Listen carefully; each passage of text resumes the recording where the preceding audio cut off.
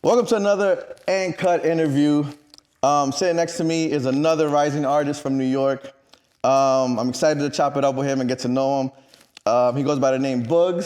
Thank you for coming to the platform. How you doing, brother? Appreciate you for having me, bro. Yes, man, of course, absolutely. How was your weekend so far?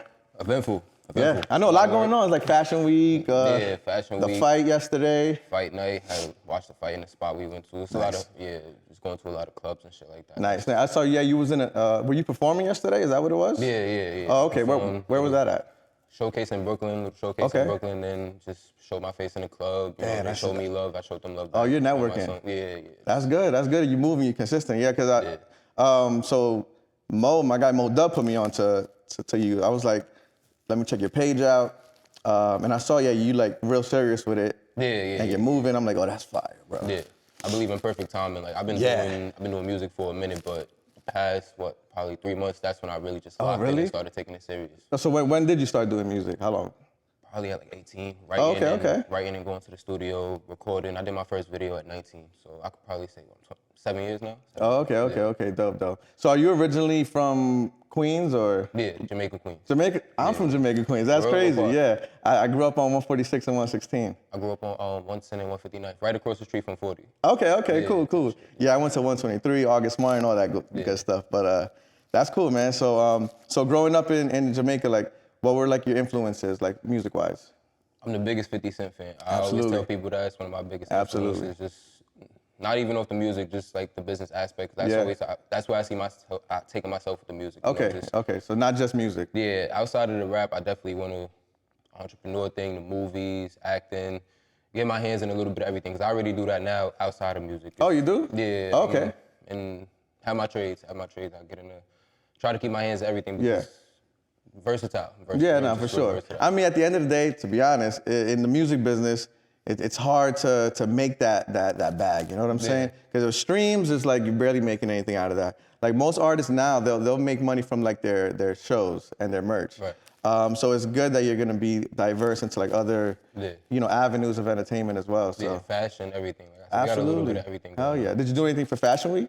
Me personally, no, but my bros, my homeboys, everybody was outside for Fashion Week. Fire.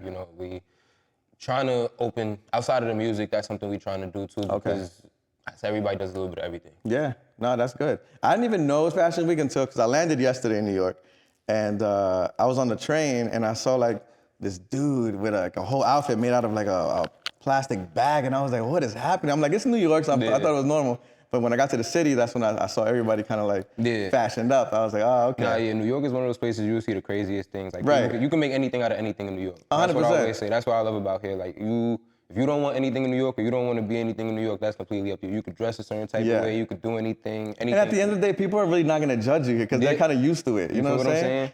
If you're somewhere else, they'll look at you. Yeah, everywhere else is kind of particularly that place. You go anywhere else, they're real Atlanta, they're real Chicago, they're real Cali. You come to New York, it's a little bit of everything. This is the world, basically. Yeah. That's what I call it. Yeah, no, 100%. And so when you started doing music, were you kind of just like playing around with it, or were you like freestyling or actually getting serious with writing? Like how did you start? I can say I was playing around with it because I like words. I always like words, always like the aspect of making them rhyme. My dad was into music, so I found myself playing with beats and damn, that rhyme, damn, I could do this, I could say that, I could say this and it sounds like this, you feel what I'm saying? So it got into that. My man's paid for a studio session one day, and not to toot my own horn, I just had the best verse on one of the songs. Nice. Everybody pushed me to do music. It was natural then. Yeah, and it's never something I really took serious. Everybody pushed me to do it. Did you ever battle rap? I know everybody kind of like starts doing that in school and shit, like you write a little 16 for somebody. I definitely had me a few battle raps at the lunch table. I could definitely say I'm probably about 16 and 2 when it comes to battle raps. Oh shit, there you go. Feel me? Like, not the best freestyler. Yeah, I feel like everybody did that. I can come up with something off the fly if I really just had to sit in front of somebody and do it. So when you're in the studio, are you the type of artist now that you like freestyle, or do you still write? I still write. Good. I feel like more artists should do that, man. Because a lot of people are like, oh, I don't write anymore. I'll just sit there and whatever comes to my head. I'm like, we're losing a lot of substance. Like people are just like coming out with just like melodic stuff, which is okay. Yeah. But what they're saying is like Sesame Street shit. Yeah, like you said, the substance in the music is gone just because I don't feel like nobody's writing no more. Nobody's taking, the writing process is just dying down, you feel me? Actually sitting down, seeing what you're gonna say, thinking about what you're gonna say, thinking about how it goes on the song, thinking about how somebody's gonna receive it. You feel what I'm saying? So, yeah, I definitely still write, and I think about all of that stuff before I write. Think about all that stuff in the recording process. Right. And I go in there and just do what I feel.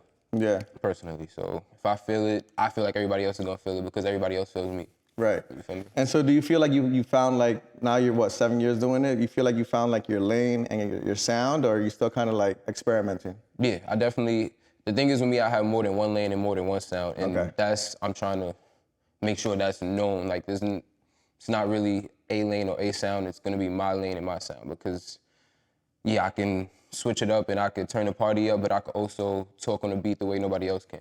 Okay. Yeah, that's good. So like, yeah, so I guess when you come out with a project, people are expecting like in the beginning you can probably do like the serious, bars, and then you come up with a little party hit. So it's a variety of feels in one project, which is good. I got like this thing to where it's just like with Boogz, that's where I tend to talk more. That's where I tend to get in my bars. And then Boogie is when you hear me get in tune with the females, you know, because I prefer when females call me Boogie, my bros, the homeboys, they usually call me Boogz. So I incorporated that in my music. Boogie is gonna give them the melodic, the soft, the club music, and then Boogz is gonna come in and just talk. That's cool. Yeah, it's like an alter ego. Yeah, basically. That's fire. Basically.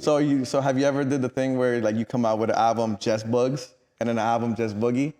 We're working on it. That's fire. Yeah. That'd be cool. 100%. So I heard some of your music. You have a song called "Fuck with a Roller," right? That's like kind of making some noise right now. You did the video for it. I seen. So how did that song come about? I actually did a video for my song called "Twerk for a Shot." The "Fuck with a Roller" video is definitely in the works though. But okay. Yeah, "Fuck with a Roller." Again, it was just another vibey song. Just win the stool. I wanted to fuck with a roller, you feel me? Like, so it's just like, like I said, Now, what is that? What define that to people who don't know what it is? Well, fuck with me, I'm a roller. You feel what I'm saying? And that has its own definition and its own thing. So when I say fuck with a roller, I just want people to come fuck with me, you feel me? I want the females to come see what it's like. We make movies, we have good times. We're about fun, we make money. Good vibes, yeah. You feel what I'm saying? So when I say fuck with a roller, come get some money, come have a good time, come enjoy yourself. Okay. You get what I'm saying? So and if you listen to the song, it's basically, that's the whole song. That's the whole song. Come fuck with us, basically. Fuck with that. I fuck with that. And so right now, like, what are your like current? What are your thoughts on like the current rap scene right now? Do you think like New York is like united? Is everybody kind of in competition right now? Like, what do you think about everything? I think New York is one of them places you gotta find your niche. You feel me? New York is not one of them places you could just. It's not that we're not united. We're just, everybody's not everybody's cup of tea, you feel me? You can't get in with everybody. It's not a get in where you fit in type of town, you feel me? Like, you gotta find your lane, like you said, and just stay in your lane, you feel me? Master your lane, not even stay in your lane, master your lane, and then you never know what other lanes you could jump into. Yeah. So I don't think it's divided. I think the New York rap scene is doing good because there's a lot of, everybody in New York has something to say. I feel like we're one of them towns where everybody has something to say. The minute people just start listening, people will know that it's not as divided, or the rap scene in New York isn't dying down as much as people think it is. No, I feel like it's actually, we have a lot of artists coming up now that's been, making hits and staying consistent. And as far as like collaborating, are you big on collaborating with artists? Yeah, I'm open to collaborating with artists. When it comes to collabs, I know again, not that my sound is particular, I just want to make sure someone has the same type of vibe I do, is on par with what I'm doing, and I'm definitely open to any collabs. So I got a few collabs coming out. My homeboy Kwani G's, we got something in the works. I got a couple other collabs I'm working on. So yeah, definitely collabs. So if there's one artist, genre aside from hip hop, that you would want to work with right now, who would it be? Aside from hip hop, probably Friday. Oh, nice. And I know Friday is probably not necessarily hip hop. He still talks for the streets, but I just feel like Friday. Yeah, his vibe is definitely something. 100%. I fuck with Friday. 100%. And so beyond music, is there anything else that you're into that you do? Like I said, fashion, sports. Okay. A lot of sports and stuff, like regular things. Music. all I have time for is music nowadays because, you know, I'm just real tunnel vision with it. I'm just That's good. trying to get somewhere with it. So I'm just real tunnel. Right yeah, now, you that's said all what, I like the see. past 3 months you've been grinding crazy, you said? I had a 90-day plan and it worked. Oh, yeah? Yeah, I had me a little 90-day plan. That's good. I at the feel like start of the people should summer do and that more often. Yeah, you You know, know? I took whatever advice I got, I took what I needed, and I just put it to work. And when I did that, everything changed. Once I took what was taught to me and I just applied it, yeah. everything just Even if you changing. write something on like in your wall, like you have like a little board, you write something that you're gonna do for that week, and I'm telling you, you'll achieve it and you'll do it because it's written on the wall. Oh, Even if you pass by it without looking at it, little do you know that shit is like being embedded in your brain. Yeah, that's you know what I mean? So people should definitely do that, like even if it's like you said, a 3-month plan, and execute. And I feel like, because if you don't do that, you'll think about what you want to do. And then time goes by, a year goes by, and you're like, fuck, I didn't do shit this whole past year. Yeah. So it's good that you have that kind of mind state. Nah, that's a fact. Excuse me. So I'm gonna do some rapid questions real quick. So you just give me some rapid answers. All right, here we go. What was the first job you ever had? Shoppers Bro. Okay. Favorite rapper of all time? 50 Cent. All right. Your go-to bodega order? Chopped cheese. Ah, nice. Is the earth flat or round? Round. Okay. What's the first thing you'll buy if you get signed tomorrow? A chain. Okay, there you go. Got to splurge on yourself a little bit.